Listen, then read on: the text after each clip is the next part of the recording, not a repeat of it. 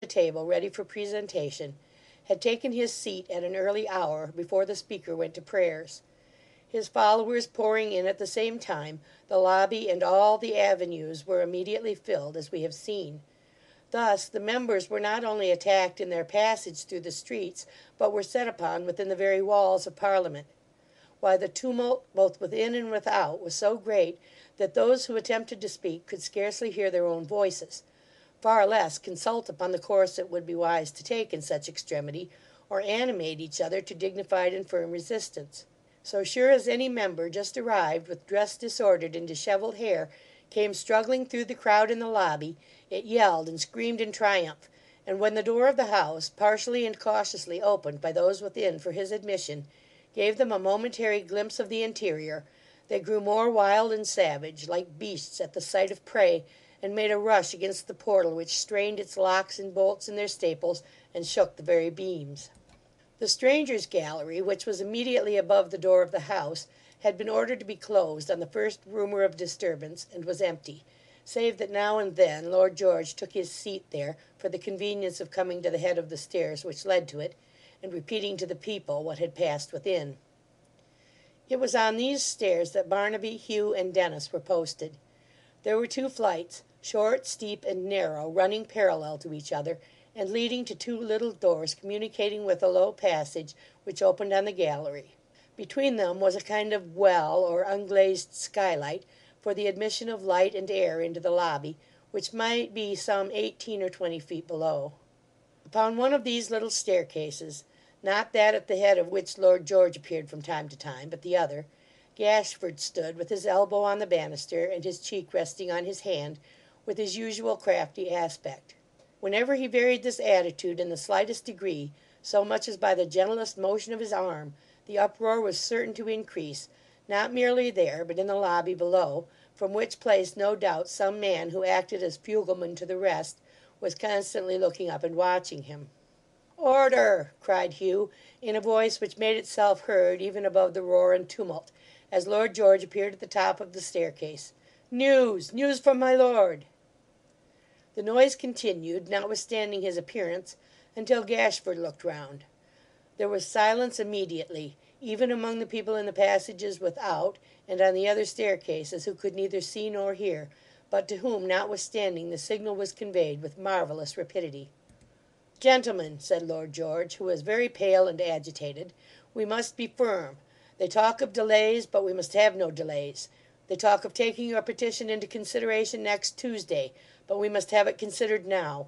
Present appearances look bad for our success, but we must succeed, and will." "We must succeed, and will," echoed the crowd.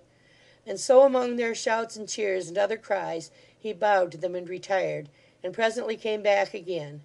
There was another gesture from Gashford, and a dead silence directly.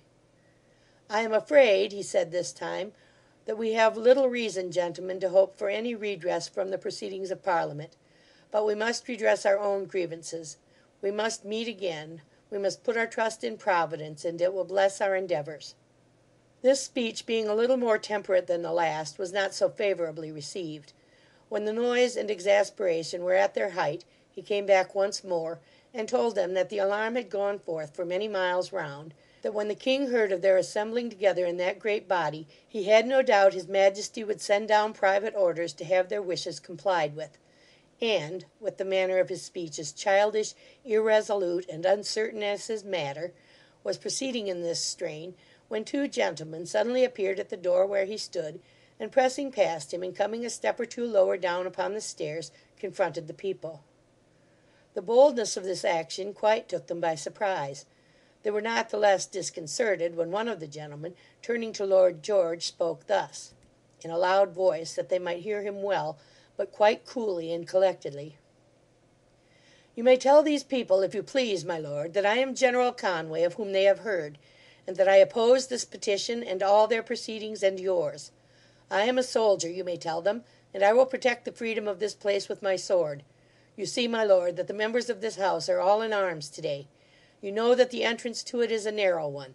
You cannot be ignorant that there are men within these walls who are determined to defend that pass to the last, and before whom many lives must fall, if your adherents persevere. Have a care what you do." And, my Lord George, said the other gentleman, addressing him in like manner, I desire them to hear this from me, Colonel Gordon, your near relation. If a man among this crowd, whose uproar strikes us deaf, crosses the threshold of the House of Commons, I swear to run my sword that moment, not into his, but into your body.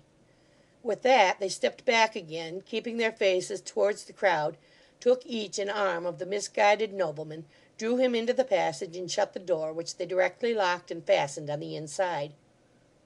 This was so quickly done, and the demeanour of both gentlemen, who were not young men either, was so gallant and resolute, that the crowd faltered and stared at each other with irresolute and timid looks. Many tried to turn towards the door. Some of the faintest hearted cried they had best go back, and called to those behind to give way, and the panic and confusion were increasing rapidly when Gashford whispered Hugh. "What now?" Hugh roared aloud, turning towards them. "Why go back? Where can you do better than here, boys? One good rush against these doors, and one below at the same time, will do the business. Rush on, then. As to the door below, let those stand back who are afraid. Let those who are not afraid try who shall be the first to pass it. Here goes. Look out down there."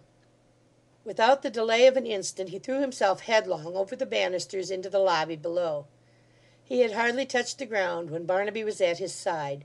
The chaplain's assistant and some members who were imploring the people to retire immediately withdrew, and then with a great shout both crowds threw themselves against the doors pell-mell and besieged the house in earnest.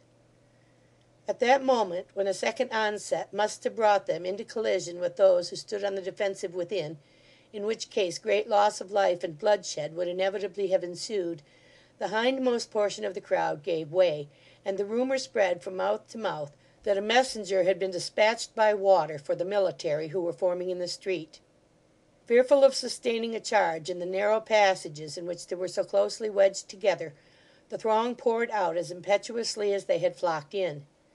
As the whole stream turned at once, Barnaby and Hugh went with it, and so, fighting and struggling and trampling on fallen men, and being trampled on in turn themselves, they and the whole mass floated by degrees into the open street, where a large detachment of the guards, both horse and foot, came hurrying up, clearing the ground before them so rapidly that the people seemed to melt away as they advanced.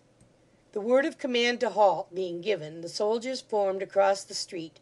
The rioters, breathless and exhausted with their late exertions, formed likewise, though in a very irregular and disorderly manner.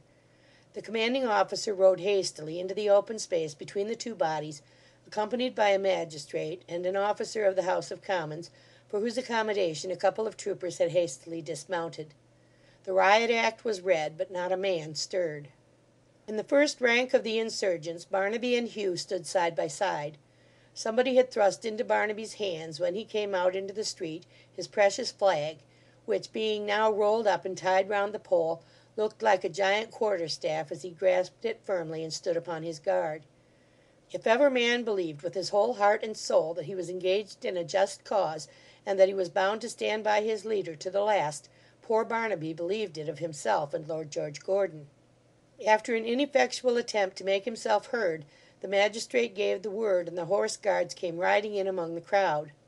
But even then he galloped here and there, exhorting the people to disperse, and although heavy stones were thrown at the men, and some were desperately cut and bruised, they had no orders but to make prisoners of such of the rioters as were the most active, and to drive the people back with the flat of their sabres.